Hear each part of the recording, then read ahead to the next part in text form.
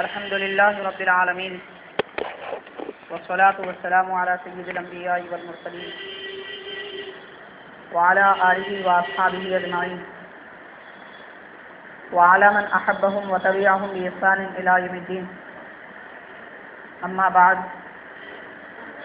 فأعوذ بالله من الشيطان الرجيم. بسم الله الرحمن الرحيم.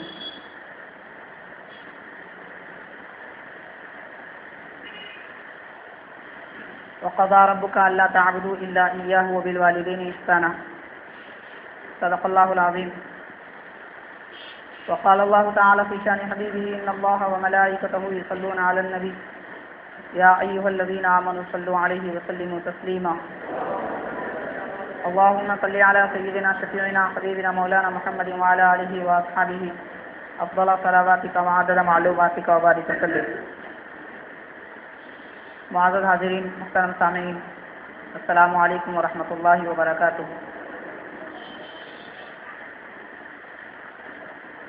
اللہ تبارک و تعالیٰ کا بے پایہ کرم، بڑا احسان ہے. رب العزت نے ایک ہی دن میں ہمیں دو عیدیں عطا فرمائی. ایک تو عید الفطر ہے، جس کی خوشیوں سے ہم نے اپنے دامنوں کو پر کر لیا ہے، اور دوسرا عید کا موقع عید المومنین ہے. جمعہ کا دن مومنین کے لیے عید کا دن ہے. حبیب پاک علیہ الصلاۃ والسلام نے یوم جمعہ کو تمام دنوں کا سردار قرار دیا، اور جمعہ کے دن کو مومنین کے لیے عید کا دن سمجھایا اور بتلایا. معزز حاضرین، اللہ تعالیٰ کے فضل و کرم سے ماہ رمضان کی برکتیں اور اللہ تعالیٰ کی رحمتیں مسلمانوں نے ان رحمتوں اور برکتوں سے الحمدللہ بھرپور استفادہ کیا. اپنی وسعت اور اپنی طاقت کے مطابق حق تعالیٰ کی عبادت کی، اور اب تعالیٰ کا احسان ہے کہ پروردگار نے ایسی خوش آئین برکتیں، مسرتوں والی گھڑیاں ہمیں عطا فرمایا. اور آج کا دن، جسے ہم عید الفطر کے نام سے جانتے ہیں، دراصل یہ انعام کا دن ہے کہ رمضان کے مہینے اور تمام ماہ رمضان کے ایام میں مسلمانوں نے گویا ایک قسم کی جو مزدوری کی ہے کہ انہوں نے حق تعالیٰ کے فرمان کو بجا لایا، عبادتیں کی، تو اللہ تعالیٰ ان کی محنت اور ان کی عبادتوں کا صلہ اور بدلہ عید الفطر کے دن بخشش کی صورت میں بھی عطا فرماتا ہے، رحمت کی شکل میں بھی عطا فرماتا ہے، درجات کی بلندی کے طور پر بھی عطا فرماتا ہے. آج کا یہ دن یقیناً عید کا دن ہونے کی حیثیت سے ہمارے لیے رب کی ایک عظیم نعمت کا دن ہے. ساتھ ہی ساتھ پروردگار نے عید الفطر کو عید المومنین یعنی جمعہ کے دن میں شامل فرما لیا. اس طرح ہمیں دونوں عبادتیں کرنے کا اور دو خوشیاں منانے کا موقع ملا. معزز حاضرین، ماہ رمضان اب چونکہ رخصت ہو چکا ہے، گویا کہ ایک بڑی ذمہ داری اور بڑے اہتمام کا مہینہ ہم سے رخصت ہوا ہے. اب ہمیں دیکھنا یہ ہے کہ رمضان میں جس طریقے سے مسلمانوں نے حق تعالیٰ کی عبادت کی، اس کا فرمان بجا لایا، برائیوں سے پرہیز کیا. جیسا کہ ماہ رمضان میں ہر آدمی ایک خوف کے راستے پر چلتا ہے، اللہ تعالیٰ کی رحمت سے امید رکھتا ہے، برائیوں سے پرہیز کرتا ہے، عبادتوں کی طرف لپکتا ہے. جس طرح نفس اور شیطان دوسرے دنوں میں انسان کو اپنے پنجے میں، اپنے شکنجے میں دبوچ لیتے ہیں۔ ماہ رمضان میں ایک مسلمان کو دبوچنا شیطان اور نفس کے لیے اتنا آسان نہیں ہوتا۔ اس بات کا مسلمان کے بچے بچے کو تجربہ ہے۔ ہم اچھی طرح جانتے ہیں کہ ہماری زندگی باقی دنوں میں کیا ہوتی ہے اور ماہ رمضان میں کیا ہوتی ہے۔ معزز حاضرین، جس طریقے سے ماہ رمضان میں عبادتوں اور اللہ تعالیٰ کی فرما برداری میں ہمارے دن، ہمارے اوقات گزرے ہیں، باقی زندگی کے ایام اور سال کے 11 مہینے بھی اسی طریقے سے ہمیں اللہ تعالیٰ کی عبادت میں گزارنا چاہیے۔ اس بات کو عرض کرنے کے لیے بنیادی اور اساسی طور پر، بیسیکلی طور پر بس 2 باتیں میں آپ سے عرض کروں گا کہ کلمہ پڑھ لینے کے بعد یا مسلمان گھرانے میں پیدا ہونے کے بعد مسلمان پر 2 ذمہ داریاں لازم ہوتی ہیں، اس کے کندھوں پر 2 بوجھ آتے ہیں۔ ایک ہے اللہ کا حق ادا کرنا اور دوسرا بندوں کا حق ادا کرنا۔ اس کو حقوق اللہ کہتے ہیں، حقوق العباد کہتے ہیں۔ اللہ کا حق یہ فرض کہلاتا ہے، بندوں کا حق یہ واجب یا ذمہ داری کہلاتا ہے۔ اللہ کا حق ادا کرنا اگرچہ کہ فرض ہے، لیکن بندوں کے حق کی ذمہ داری اللہ کے حق سے زیادہ ہے۔ اس لیے کہ بندہ اگر اللہ کا حق ادا نہ کرے، نماز نہ پڑھے، روزہ نہ رکھے، زکوٰۃ نہ دے، نماز پڑھنا فرض ہے، زکوٰۃ دینا فرض ہے، روزہ رکھنا فرض ہے، اگر کوئی نہ کرے تو اس بندے کا اور اللہ کا معاملہ ہے۔ اللہ تعالیٰ چاہے تو بندے کو معاف کر دے، چاہے تو سزا دے، یہ اللہ تعالیٰ کا قانون ہے۔ لیکن جب بات بندوں کے حق کی آتی ہے تو بندوں کا حق کا جب معاملہ آتا ہے، خود اللہ تعالیٰ فرماتا ہے کہ قیامت کے دن پروردگار اپنا حق معاف کرے یا سزا دے، یہ اس کا اختیار ہے، اور اللہ کا یہ اختیار ہے، اللہ کی یہ مرضی ہے، اور اللہ تعالیٰ کا یہ ارادہ ہے کہ جو بندوں کا حق نہیں دیتے یا بندوں کا حق چھین لیتے ہیں، اللہ تعالیٰ انہیں معاف نہیں کرے گا، یہ اللہ کا فیصلہ ہے۔ بندوں کا حق نہ دینے والوں کو، اللہ کا حق نہ دینے والوں کو اللہ معاف کرے گا، یہ اللہ کا فیصلہ ہے۔ مگر بندوں کا جو حق نہیں دیتے اللہ تعالیٰ انہیں معاف نہیں کرے گا، انہیں نہیں بخشے گا۔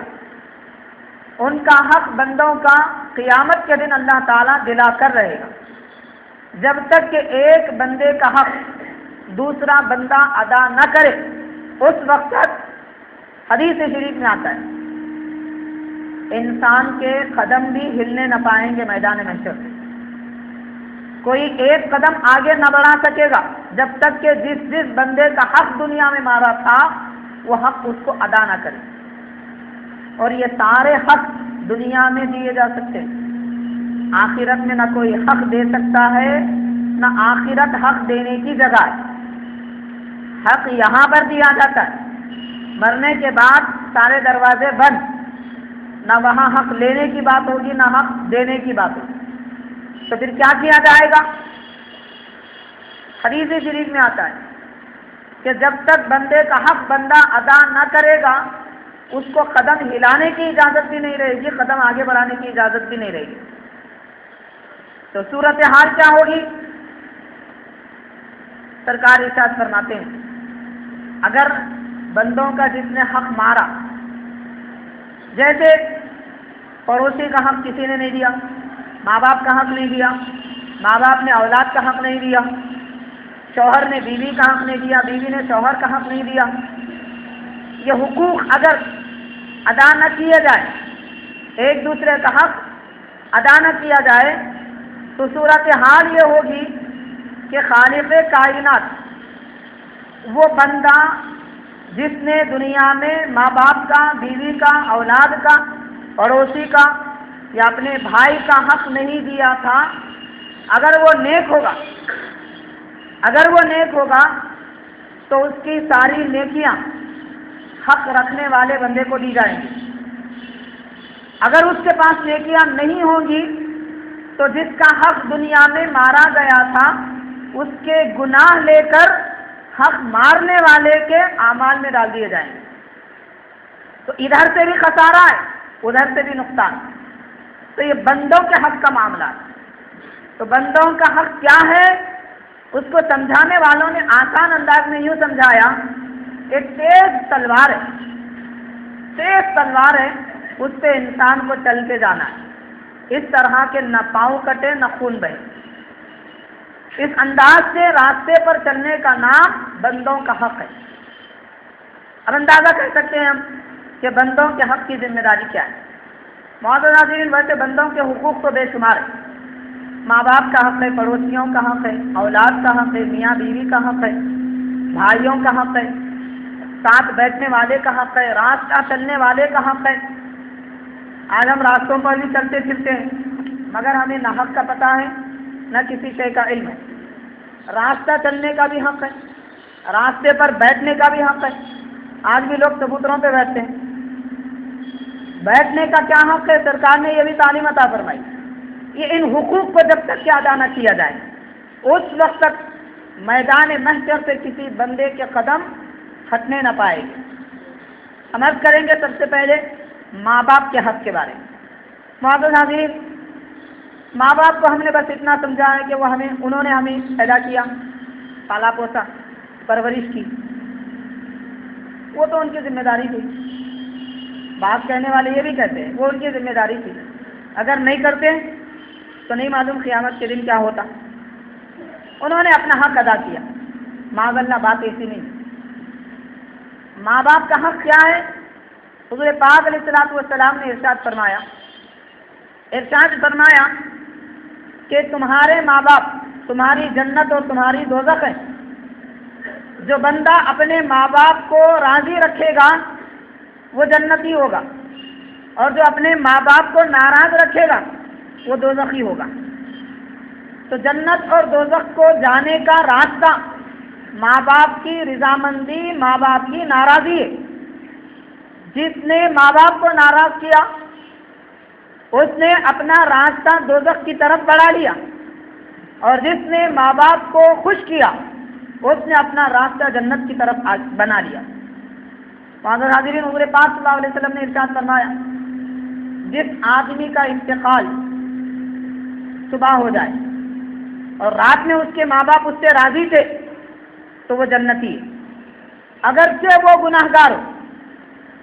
سرکار فرماتے ہیں اگرچہ وہ گناہ گار ہو، اگر ماں باپ اس سے راضی ہیں رات میں اور صبح اس کا انتقال ہو جائے تو وہ جنتی ہے، اور شام میں کسی کا انتقال ہو جائے صبح سے شام تک ماں باپ اس سے راضی ہوں تو بھی وہ جنتی ہے۔ اور ان دو وقتوں میں جس کے ماں باپ ناراض ہوں اور اس کا انتقال ہو جائے، اگرچہ وہ اللہ فرماتا ہے، حضرت موسیٰ علیہ السلام نے رب تعالیٰ سے عرض کیا تھا تو رب فرماتا ہے موسیٰ اگرچہ وہ بندہ میرا عبادت گزار ہوگا، اس کے ماں باپ اگر اس سے ناراض ہیں تو پھر وہ دوزخی۔ اسی لیے فرمایا حضور پاک صلی اللہ علیہ وسلم نے ہما جنت کا ہما نارو کا، کہ تیرے ماں باپ تیری جنت ہیں، تیرے ماں باپ تیری دوزخ۔ تو ان کو راضی کر کے جنت پا سکتا ہے، ان کو ناراض کر کے دوزخ پا سکتا ہے۔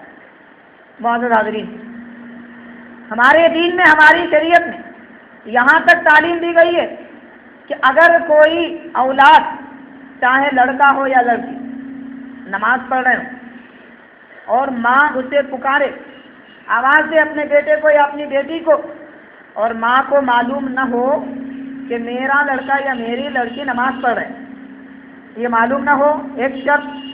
دوسرا، جو نماز بندہ پڑھ رہا ہے وہ نفل نماز ہو، فرض یا واجب نہ ہو۔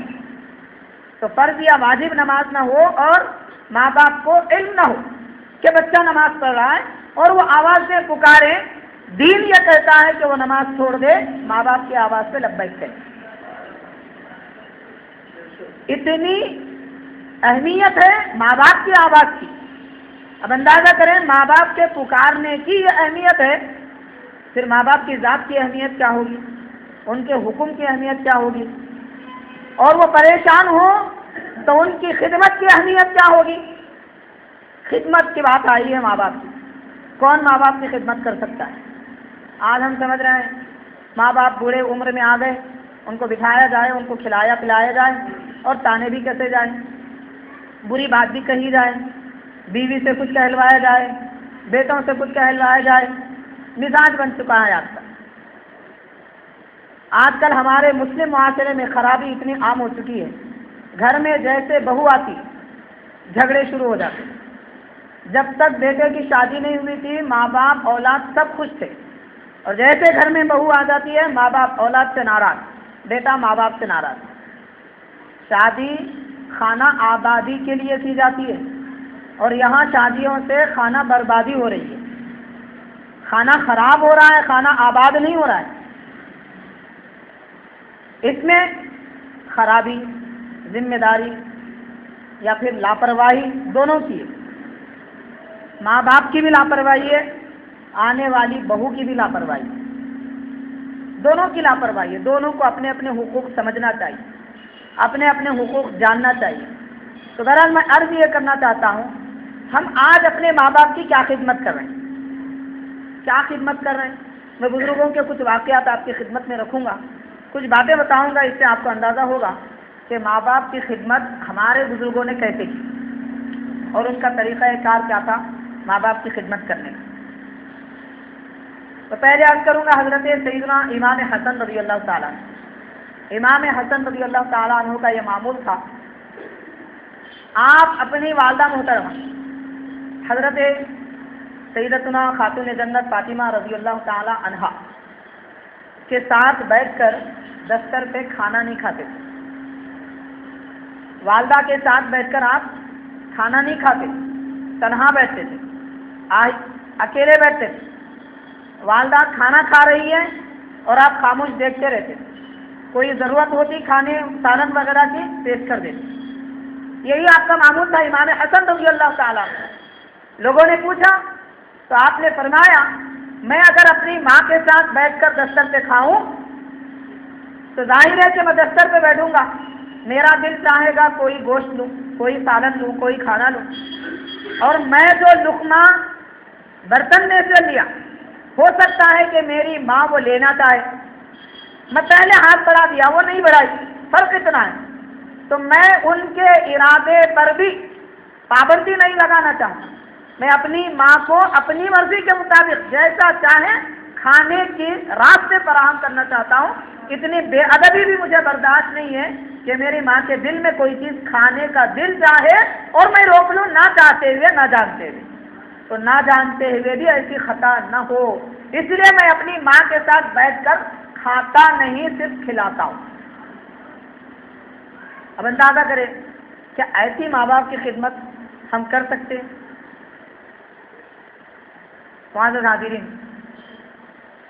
اولاد بڑی ہو جاتی ہے، بال بچے ہو جاتے ہیں، ایک بیٹے کی ماں نانی بن جاتی ہے، دادی بن جاتی ہے، اس کے باوجود بھی گھر میں اسی کو کام کرنا ہوتا ہے۔ بچہ جب سے پیدا ہوا اس کی پرورش کر رہی ہے، ماں ماں ہوتی ہے، باپ باپ ہوتا ہے۔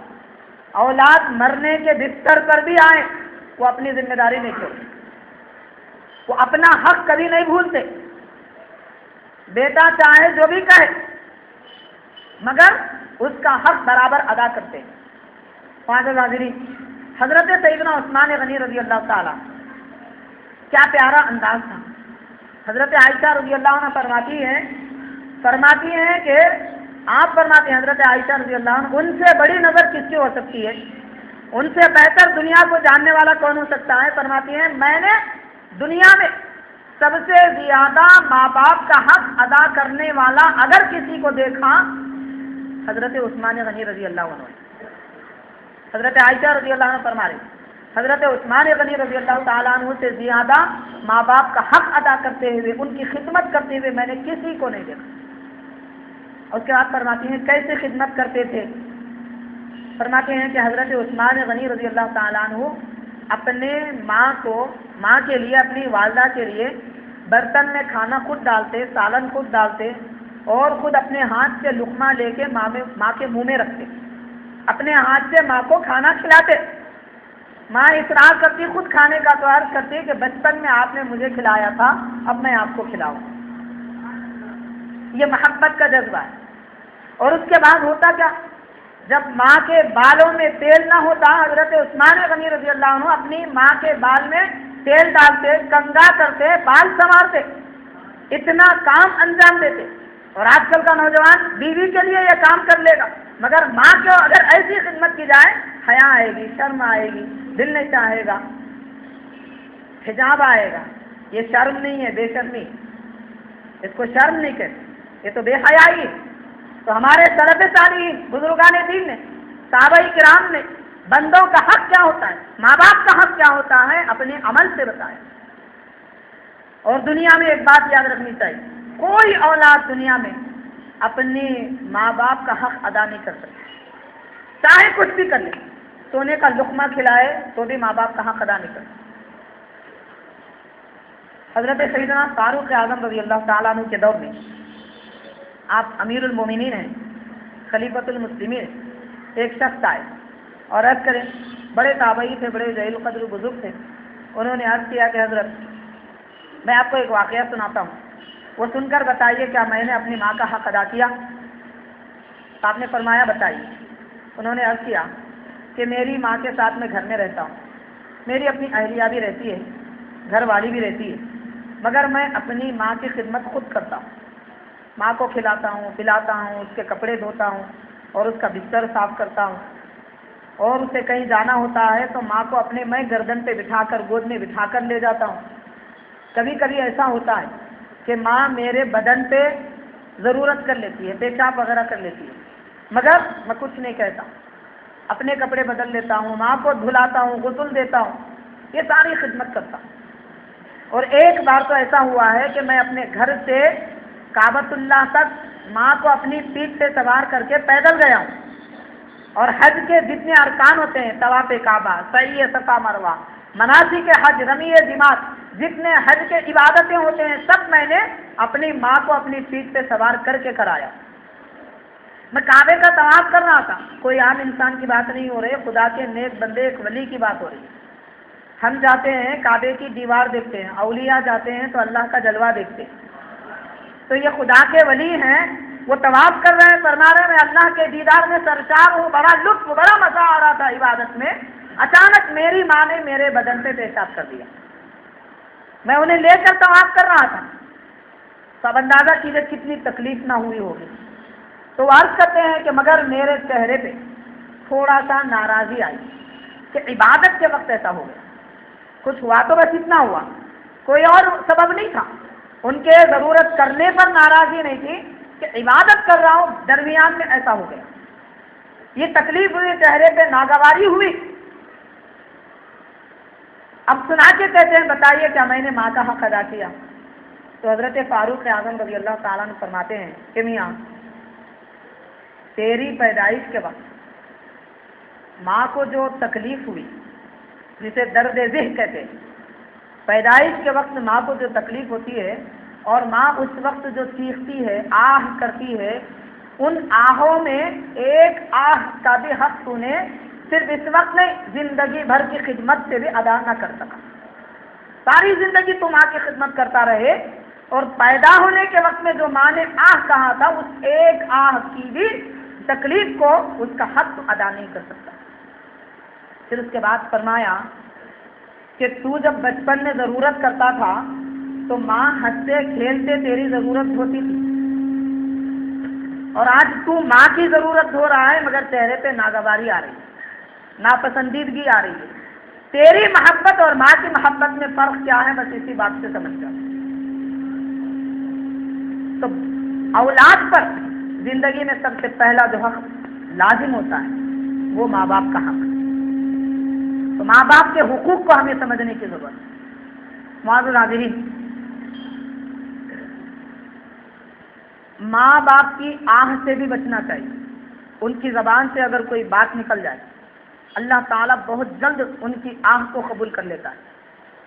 صحیح بخاری کی حدیث ہے حضور پاک صلی اللہ علیہ وسلم نے ارشاد فرمایا کہ پچھلے زمانے میں ایک نوجوان عبادت گزار تھے، بڑے حسین و جمیل، اور زمانے سے دور، لوگوں سے دور ہو کر اللہ کی عبادت میں مصروف تھے۔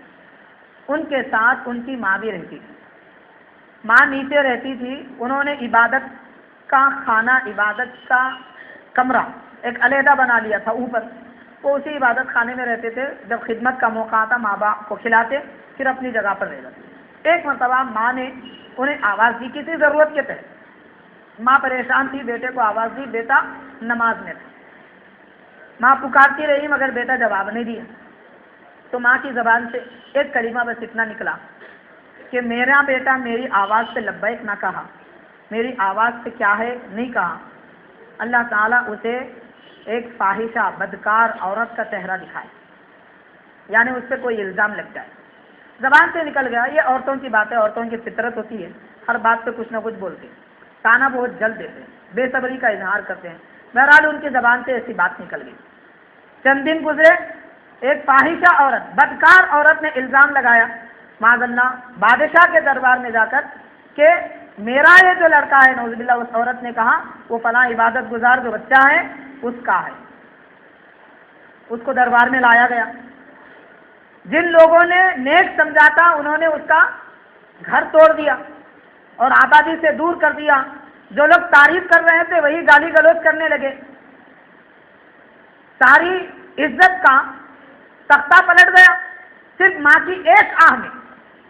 پھر اس کے بعد میں وہی نوجوان نے اس بچے کو سر عام بلا کر بچے سے خود کہلوایا کہ بتا تیرا باپ کون ہے۔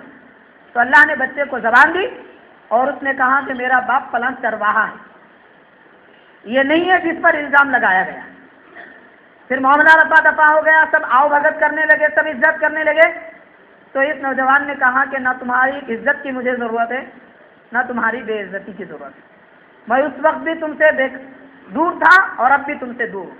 یہ زمانے کا حال ہوتا ہے۔ واقعہ تو بڑا طویل ہے مگر بہت ساری نصیحتیں اس سے ہمیں ملتی ہیں۔ پہلی ایک نصیحت تو یہ ملتی ہے کہ ماں کی آہ سے بچنا چاہیے۔ نہ چاہتے ہوئے ماں کہتی ہے اور زبان سے جب کوئی بات ماں کے نکل جاتی ہے پھر وہ واپس نہیں لوٹتی، واپس پھر نہیں لوٹتی۔ اور دوسری بات ہمیں یہ معلوم ہوتی ہے کہ اللہ تعالیٰ اگر عزت دے تو وہی خالق کائنات ہے، ذلت بھی دیتا ہے، کیونکہ عزت اور ذلت دینا اس کا اختیار ہے۔ اللہ تعالیٰ پہ نہ فرض ہے نہ واجب ہے کہ جس کو چاہے عزت دے، اس کا اختیار ہے، ان جس کو چاہے ذلت دے، جس کو چاہے عزت دے۔ وہ اگر ذلت دینا چاہے وقت کے بادشاہ کو بھی ذلت دیتا ہے، وہ اگر عزت دینا چاہے سب سے دنیا میں ذلیل انسان کو بھی عزت دیتا ہے، اس کا اپنا اختیار ہے، مرضی ہے۔ تیسری بات یہ معلوم ہوئی کہ عوام پہ کبھی بھروسہ نہیں کرنا چاہیے۔ یہ عوام آج جھک کر ملتی ہے اور کل یہی عوام برا بھی بولتی ہے۔ تو یہاں تعلیم یہ ہے ہر ایک انسان کے لیے کہ ہمارا تعلق ہر معاملے میں اللہ تعالیٰ سے ہو، لوگوں سے کوئی تعلق نہ ہو۔ لوگوں سے تعلق بس اتنا کہ یہ مسلمان ہے، اس کی عزت کرنا، بس اس کے سوا کوئی تعلق دنیا والوں سے نہ ہو، کیونکہ حقیقت میں ہمارا کارساز مالک حقیقی پروردگار، اسی سے ہمارا اپنا معاملہ، اسی سے ہمارا اپنا تعلق ہونا چاہیے۔ تو معزز ناظرین، اسی طرح ماں باپ کی اہمیت کے متعلق یہ بھی ایک روایت میں آتا ہے۔ حضور پاک علیہ الصلوۃ والسلام ایک جنازے میں تشریف لاتے ہیں، ابھی انتقال نہیں ہوا تھا ایک صحابی رسول کا۔ حضور تشریف لاتے ہیں اور دیکھتے ہیں کہ وہ سکرات کے عالم میں، بڑی سخت ان پہ گزر رہی ہے حالت اور پریشان ہیں۔ سرکار نے دیکھا، وہ غیب کی نگاہیں دیکھنے والے آقا ہیں، سب جان گئے کہ اب یہاں کیا ہو رہا ہے۔ ہم دیکھتے ہیں چہرے، سرکار دیکھتے ہیں دل کی حالت۔ تو دل کی حالت جاننے والے آقا نے فرمایا صحابہ اکرام سے کہ اس کی ماں ہو تو بلاؤ۔ ماں کو بلایا گیا تو سرکار نے فرمایا اپنے بیٹے کو معاف کر دو۔ اس سے کچھ نہیں پوچھا، بس اتنا فرمایا کہ اپنے بیٹے کو معاف کر دو۔ آج تمہارا بیٹا جو مصیبت میں گرفتار ہے وہ تمہاری نافرمانی کی وجہ سے، اگر تم اسے معاف کرو گی تو پھر اس کا عذاب ٹل جائے گا اور خاتمہ ایمان پر ہوگا، ورنہ اندیشہ ہے کہ ایمان پہ خاتمہ نہ ہو۔ مگر تکلیف کیونکہ زیادہ ہوئی تھی، ماں نے کہا میں اسے معاف نہیں کروں گی۔ تو سرکار دو عالم صلی اللہ علیہ وسلم نے فرمایا صحابہ کرام سے کہ لکڑیاں جمع کرو. مشکات شریف کی حدیث ہے. صحابہ کرام لکڑیاں لے کر آئے. سرکار نے فرمایا اس کی ناک پہ رکھ دو. لکڑیاں جب رکھی جانے لگی ماں نے کہا حضور کیا کرو گے میرے بچے کا؟ سرکار نے فرمایا جلا دوں گا. ماں قدموں کو پکڑ لیتی ہے میرا بیٹا ہے سرکار کیوں جلائیں گے؟ تو سرکار نے فرمایا اگر تو اسے معاف نہیں کرے گی تو دوزخ کی آگ میں جلے گا. کیا دنیا کی آگ میں جلنا تجھے پسند نہیں ہے؟ جب یہ پسند نہیں ہے تو پھر دوزخ کی آگ میں کیسے جلائے گی اپنے لخت جگر کو؟ تو ماں سمجھ گئی اور کہتی ہے کہ حضور میں نے معاف کر دیا. ادھر سرکار نے فرما دیا عذاب ٹل گیا. تو ماں کی خوشنودی ماں کی رضامندی کی وجہ سے نعمتیں ملتی ہیں. ایمان بھی ملتا ہے, ایمان پر خاتمہ بھی ہوتا ہے.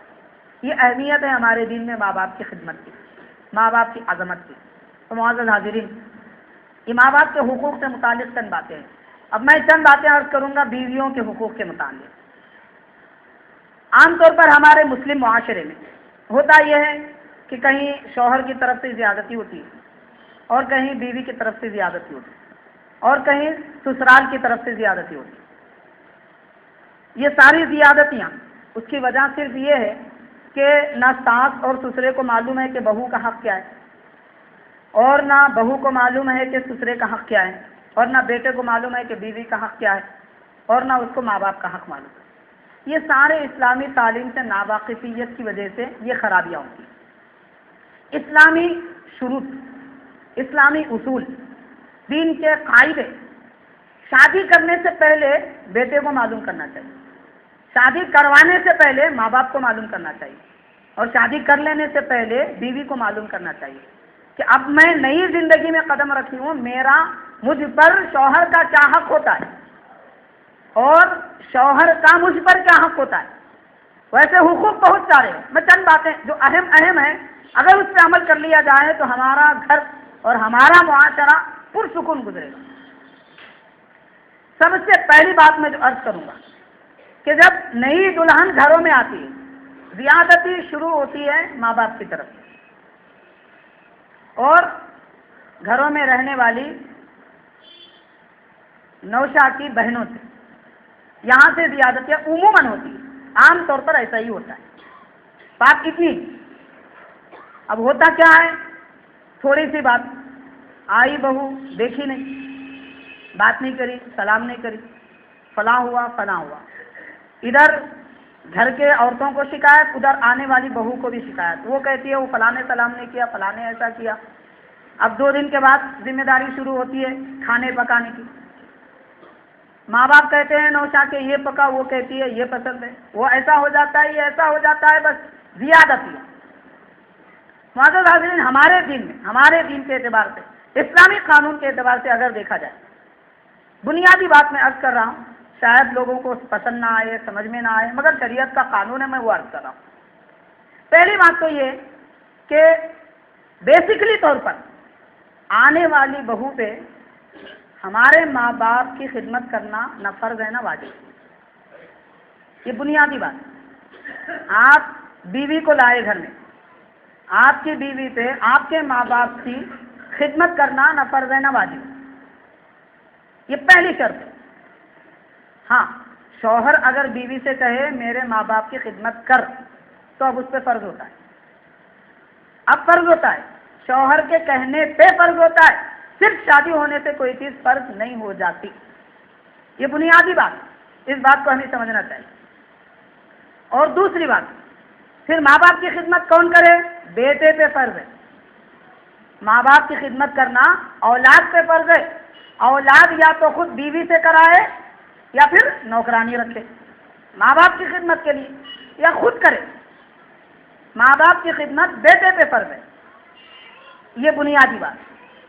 لیکن ایک مسئلہ بتا رہا ہوں میں, اب دوسرا پہلو اس کا, وہ بھی شرعی اعتبار سے, وہ بھی دین کے اعتبار سے. ایک ہوتا ہے جائز ناجائز, فرض واجب, اور ایک ہوتا ہے بہتر کیا ہے. جیسے میں کہوں محفل میں پاؤں پھیلا کر بیٹھنا ناجائز, محفل میں بیٹھے ہیں پاؤں پھیلا کر بیٹھنا ناجائز ہے.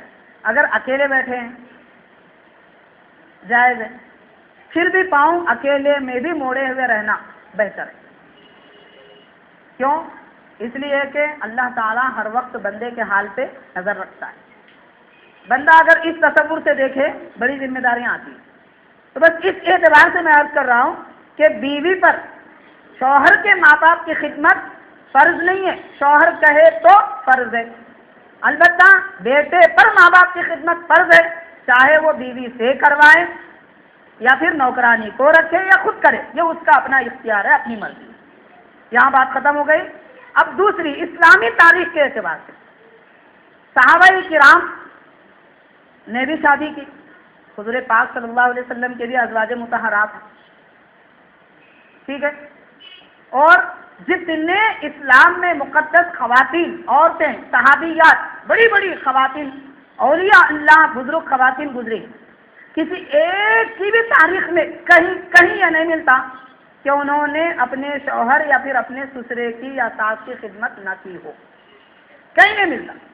یہ ضرور ملتا ہے حضرت ابوبکر صدیق رضی اللہ تعالیٰ عنہ کے اہلیہ محترمہ، ان کی تاریخ میں ملتا ہے کہ آپ اپنے سسرے، حضرت ابوبکر رضی اللہ عنہ کے والد محترم نابینا تھے، ان کو نظر نہیں آتا تھا. حضرت ابو قحافہ رضی اللہ عنہ صحابی رسول ہیں، تو ان کو نظر نہیں آتا تھا. حضرت ابوبکر رضی اللہ تعالیٰ عنہ کی اہلیہ محترمہ اپنے شوہر کے ماں باپ دونوں کے لیے کھانا بھی بناتی تھی اور ان کے لیے بستر بھی بنا کر رکھتی تھی اور ان کے آرام کا اہتمام کرتی تھی. تو اس طرح پورے صحابیات کی زندگی میں ہمیں یہ ملتا ہے کہ انہوں نے اپنے شوہر کے ماں باپ کی خدمت کی ہے، اگرچہ کہ ضروری نہیں ہے مگر انہوں نے غیر ضروری نہیں سمجھا. اسے ضروری تو نہیں ہے مگر خواتین نے، ہماری مقدس ماؤں نے اس کام کو غیر ضروری نہیں سمجھا بلکہ ضروری سمجھا. تو معاذ حاضرین یہ چند پہلو ہیں. اب اس کے بعد مسئلہ آتا ہے کہ عام طور پر دو گھروں میں دراڑیں جو پیدا ہوتی ہیں، سمجھاوے میں اختلاف ہوتا ہے. بیوی کے ماں باپ کہتے ہیں، لڑکی کے ماں باپ کہتے ہیں ہماری بچی کو ہمارے سسرال والے گھر چھوڑتے نہیں. وہ لوگ کہتے ہیں بار بار گھر جاتے رہتے، ادھر سے بھی شکایت ہے ادھر سے بھی شکایت ہے. اس طرح کا معاملہ ہوتا ہے. یہ سارے اختلافات بس نامعلوم ہونے کی وجہ سے. دیکھیے ہمارا دین یہ کہتا ہے کہ ہفتے میں ایک مرتبہ، ہفتے میں ایک بار بیوی کو اس کے ماں باپ سے ملنے کے لیے جانے کی اجازت دینا شوہر پر ضروری ہے. شوہر اگر یہ کہے اپنی بیوی سے کہ تم ماں باپ سے نہ ملے تو شوہر گناہگار ہے اسلام میں. ہفتے میں ایک مرتبہ تو بیوی کو اپنے ماں باپ کے گھر بھیجنا. اب اس کی مرضی بیوی کی جائے نہ جائے مگر شوہر کی ذمہ داری ہے کہ اسے نہ روکے. یہ اہم ترین ذمہ داری. اس بات کو ہمارے معاشرے میں لوگ سمجھتے ہیں. دوسری بات، بعض گھروں میں ایسا ہوتا ہے، ہمارے پاس اختلافات کیوں ہوتے ہیں وہ میں عرض کر رہا ہوں. بعض گھروں میں ایسا ہوتا ہے کہ ایک بہو ہے بیچاری، سسرے کے کپڑے، ساس کے کپڑے، دیور کے کپڑے اور دوسروں کے کپڑے اور کس کے کپڑے، سارے کپڑے ڈالتے ہیں، اس کو دھوبن بنا دیتے ہیں. ایسا ہو رہا ہے ہمارے معاشرے میں. لوگ سمجھ رہے ہیں گھر میں بہو نہیں نوکرانی لا رہے ہیں.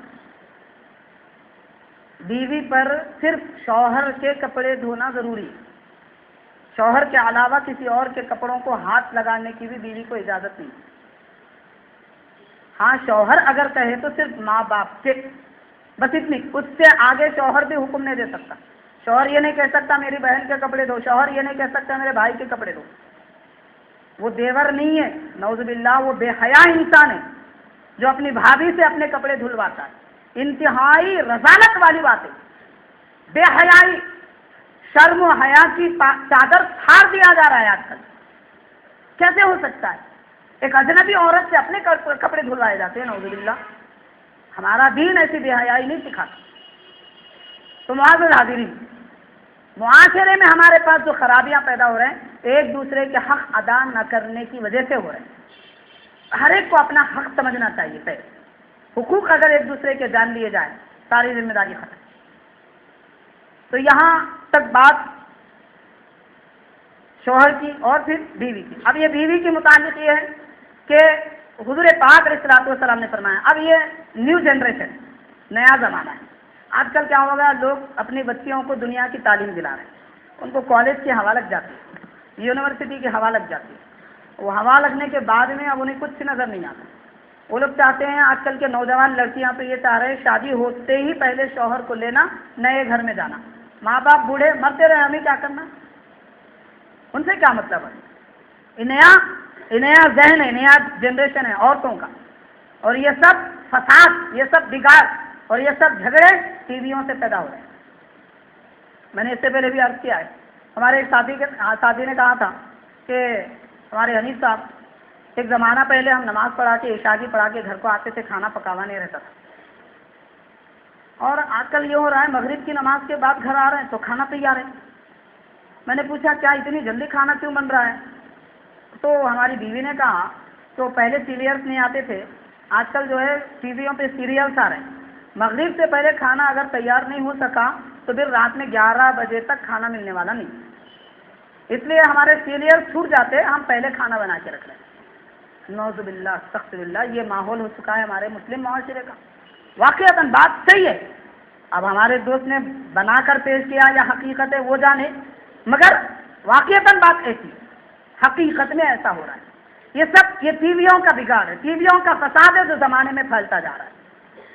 تو معزز حاضرین، میں عرض یہ کر رہا ہوں کہ اگر حدیث شریف میں آتا ہے شوہر کی اہمیت کیا ہے، آج کل بیویاں یہ سمجھ رکھتی ہیں شوہر کیا ہے، ہاں یہ بھی ایک فساد. نام لے کر پکارنے کا فیشن چلا ہے آج کل، بیوی اپنے شوہر کا نام لے کے پکارتی ہے، تھکتی نے بیچاری نام لے لے کے پکارتی ہے. اور شوہر بے حیا، کبھی بولتا نہیں بیوی کو نام کیوں لیتی ہے. اب ایسے لوگوں سے کہا جائے نہیں حدیث میں ہے کیا نام لے لینا بول کے، اب نیا عزیز جناب کیا حدیث میں ہے نام لے کے پکارو بول کے، نام لے کے پکارو شوہر کا کہیں حدیث میں آیا ہے؟ سب سے بڑی دلیل ہمارے لیے ہماری مقدس مائیں ہیں، امہات المومنین سرکار کے ازواج مطہرات، پوری حدیثیں کھنگال ڈالیے، کہیں کہیں کہیں کہیں نہیں ملے گا آپ کو کہ کوئی ایک صحابیہ نے یا پھر ایک ام المومنین نے کبھی کہا ہو، سرکار کا نام لے کے کبھی کہا ہو کہ میرے آقا نے یہ کہا. صحابہ امہات المومنین جب حدیث بیان کرتے ہیں تو کہتے ہیں رسول اللہ صلی اللہ علیہ وسلم نے فرمایا، نبی اللہ صلی اللہ علیہ وسلم نے فرمایا. یہ نہیں کہتے ہمارے شوہر نے کہا.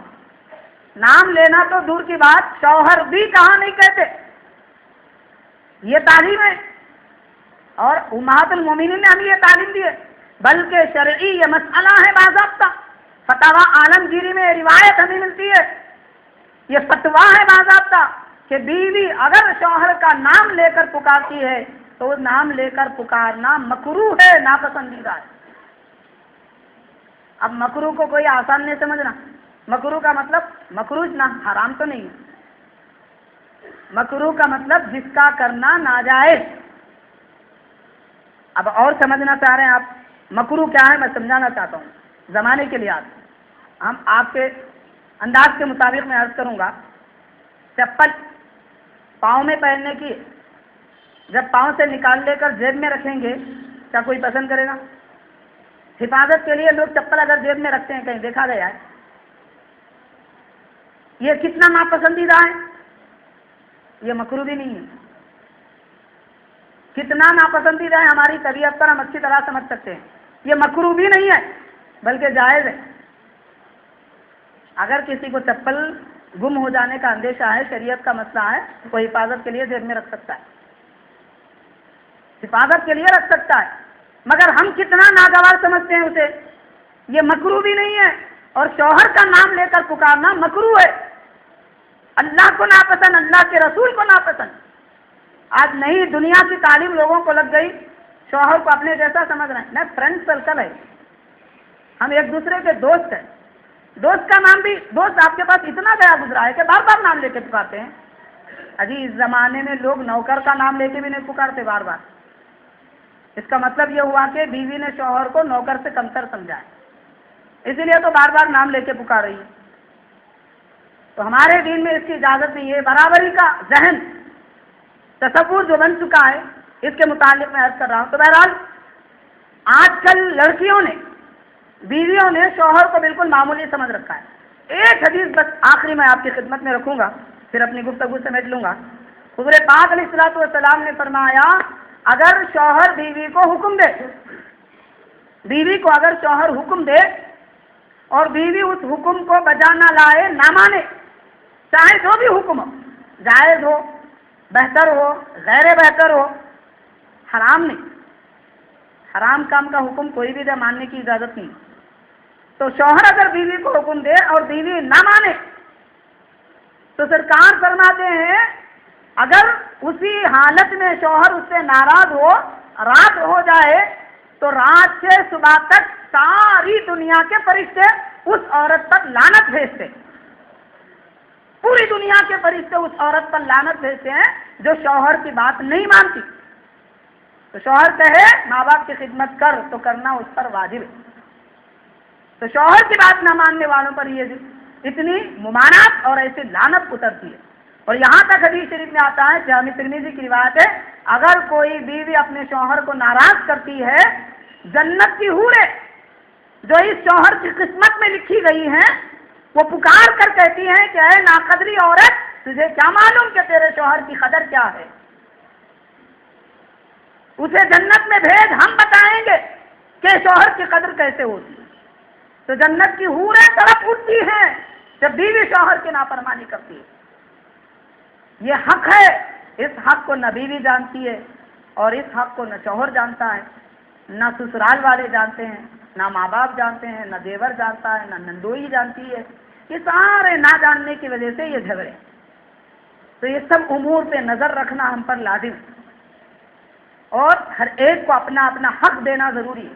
اس حق کو ادا کیے بغیر کوئی بندہ قیامت کے دن میدان محشر میں ایک قدم آگے نہیں بڑھا سکتا۔ یہ چند سے حقوق ہے۔ تو اس ساری گفتگو کا خلاصہ بات بس کتنی ہے، اب رمضان تو الحمدللہ ختم ہو چکا ہے، اللہ کا احسان پروردگار نے ہمیں عبادتوں کی توفیق دی ہے۔ اب ہمیں چاہیے کہ ہم آنے والے زمانے میں کوئی نیک کام نہ کر سکیں تو کم از کم برائی نہ کریں، اچھا کام نہ کر سکیں تو برا کام تو نہ کریں۔ یوں سمجھ لیجئے کہ اگر دیوار پہ کیلا، دیوار کو صاف نہیں کر رہے تو کم از کم کیلا تو نہ ماریں، بنا نہیں رہے تو کم از کم توڑے تو نہ صحیح۔ تو ایسے ہی ہم اپنی ذات کو نہیں بنا سکتے تو کم از کم نہ توڑیں۔ تو برے عمل کی وجہ سے، حرام کاریوں کی وجہ سے، نافرمانیوں کی وجہ سے ہماری اپنی ذات، ہمارا اپنا دل، ہماری اپنی روح ٹوٹ جاتی ہے۔ اس کو ٹوٹنے سے بچانا ہی سب سے بڑا کمال ہے۔ اگلے زمانے میں بھی ہمیں اس پر عمل کرنا چاہیے۔ بس اسی بات پر میں اپنی گفتگو ختم کرتے ہوئے اللہ کے دربار میں دعا گو ہوں کہ مولا، جس طرح پروردگار تو نے ہم سب مسلمانوں کو ماہ رمضان میں عبادت کی توفیق دی، پروردگار باقی 11 مہینوں میں اور ہماری ساری زندگی میں تیری عبادت